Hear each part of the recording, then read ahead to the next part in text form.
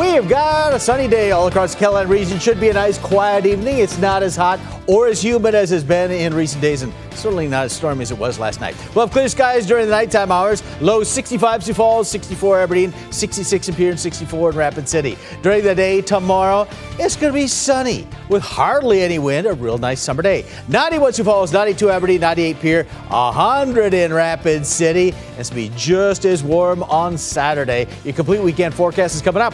KELOLAND News starts now. Live from KELOLAND Media Group. KELOLAND News first at 4.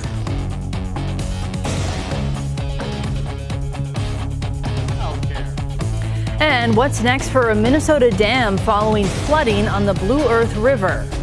And how extreme heat could make wildfires worse out west. Good afternoon, and thanks for tuning in to First at 4. I'm Tom Hansen. And I'm Kelly Volk.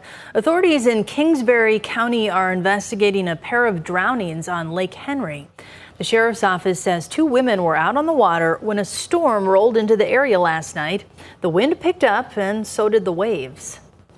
Now, one of the victims was found on shore. The other was nearby. They were both from out of state. We'll hear from the sheriff coming up. The Minnehaha County State's Attorney's Office has dropped criminal charges against a former Sioux Falls mayoral candidate. Earlier this year, David Zakaitis was accused of assault, interfering with emergency communications, and violating a protection order.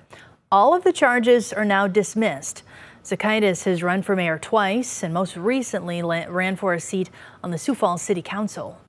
A motorcycle crash in the Black Hills has left 1 man dead.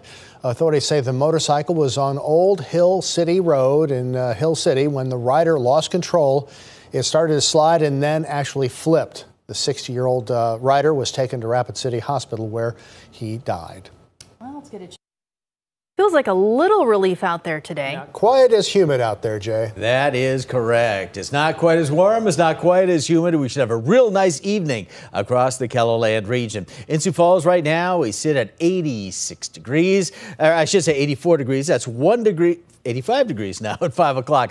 We're right on normal for this time of year. There's a north breeze at 13. That's what took the humidity out of the air. Looking around the region, Aberdeen's got sunshine right now, 89 degrees with a northeast breeze there. Out toward Pierre, 94 north breeze at 5. Look at the Missouri River. It's like glass. There's no wind out there. And out toward Rapid City, of course, well, that's last night's view. Let's skip by that. Here are your current temperatures. We are in the mid to upper 80s here in the eastern part of KELOLAND. The mid to upper 90s in the west. You can see by the arrows, there's just very little in the way of wind. We're going to keep it that way through the evening. Should be really nice. Our overnight low, Sioux Falls, a clear sky, low of 65, 64 in Aberdeen, 66 in Pierre, 64 in Rapid City. Then tomorrow, it is going to be sunny. 91 Sioux Falls, 92 Aberdeen, 98 in Pierre, 100 degrees tomorrow in Rapid City, and it's probably going to be up around 100 again on Saturday. We've got a pretty nice summer weekend for beaching, boating, and all that other stuff. We'll have that forecast in detail for you in just a few minutes.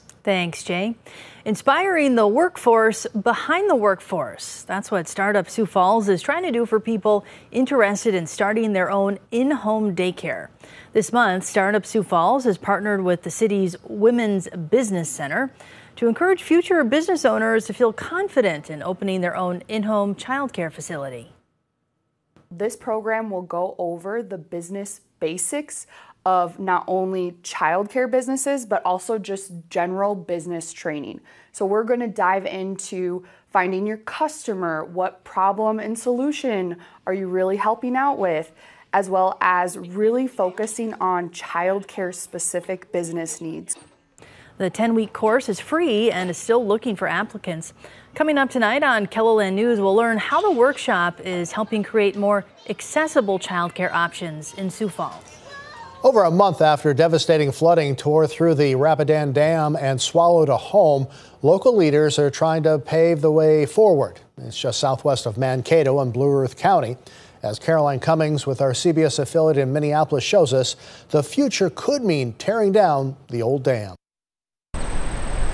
This fence blocks what once was a busy bridge for this part of rural Minnesota southwest of Mankato. It's been closed off ever since roaring water rushed through the nearby Rapidan Dam, causing a partial failure.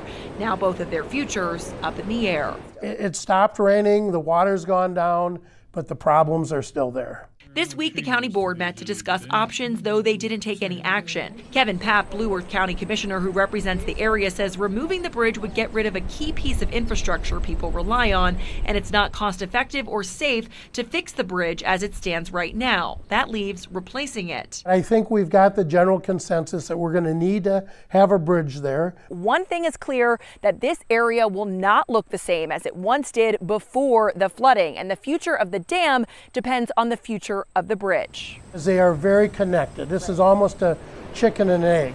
On the table for the dam, leave it, rebuild it, or remove it, restoring the river to its natural state. If that happens, they could put a new bridge where it once stood.